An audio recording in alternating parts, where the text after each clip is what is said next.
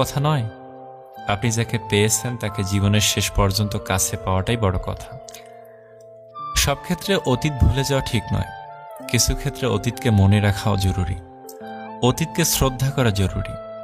কারা আপনার বিপদে পাশে ছিল, কাদের মাধ্যমে আজ আপনি সফলতার চূড়ায় পৌঁছাতে পেরেছেন ইত্যাদি, এসব আপনি কখনই ভুলবেন কি করে? কেউ যদি আপনাকে খুব বেশি প্রায়োরিটি দেয় তাহলে ভাববে না মানুষটা অনেক সস্তা।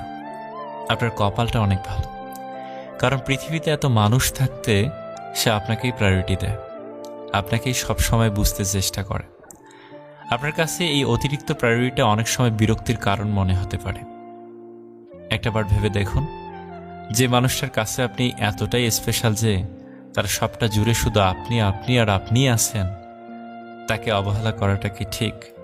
তার প্রায়োরিটিটাকে মূল্য দিতে শিখুন, হোক সেটা বন্ধুত্ব, ভালোবাসা কিংবা বেস্ট ফ্রেন্ডের সম্পর্ক। কষ্ট পেয়েও যারা প্রতিবাদ না করে চুপচাপ থাকে তাদের দুর্বলতা ভাবার কোনো দরকার নেই, এটা তাদের বাবা মায়ের দেওয়া ভালো শিক্ষার পরিচয়। স্বার্থের টানে আত্মীয় স্বজন সবাই ছেড়ে চলে যায়, কিন্তু স্বার্থের জন্য স্বামী স্ত্রী একে অপরকে খুব কম ছেড়ে চলে যায়। কেউ আপনার না, এটা মাথায় রাখলেই অনেক কিছুই সহজ হয়ে যাবে। চাপ কম লাগবে, নিজেকে ফ্রি মনে হবে। যতটুকু পাবেন মনে করবেন বোনাস।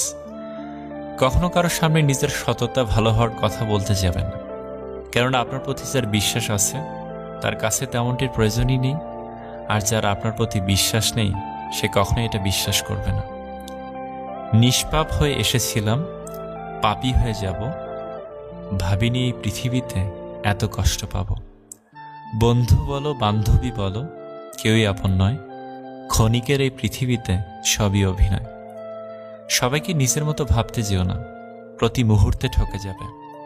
কথাটা তিতো হলেও সত্য, তুমি যার কাছে সহজ সরল হবে সে তোমাকে সস্তা ভেবে ছুঁড়ে ফেলে দেবে।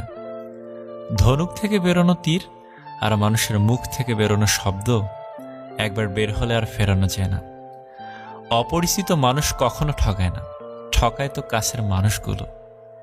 জীবনের সব কিছু থাকলেও মানুষ সুখী হতে পারে না যদি না শান্তি থাকে। তোমার মূল্য যে বোঝে তাকে কখনো অবহেলা করো না। তোমার গুরুত্ব যে বোঝে ভুল করেও তাকে ছেড়ে যাওয়ার কথা মনে করো না। বয়সটা অল্প হলেও অভিজ্ঞতাটা এই বয়সে অনেকটাই হয়ে গেছে। কাউকে হাসাতে পারলে নিজের মনটাও আনন্দে ভরে ওঠে। নিজের খরচ দিয়ে নিজে চালানো আর নিজের পরিচয়ে পরিচিত হওয়ার মতো শান্তি পৃথিবীতে আর কিছুতেই নেই। সময় ভালো থাকলে সবাই আপন বলে দাবি করে, প্রতিষ্ঠিত হতে পারলে সবাই পরিচিত বলে পরিচয় দেয়।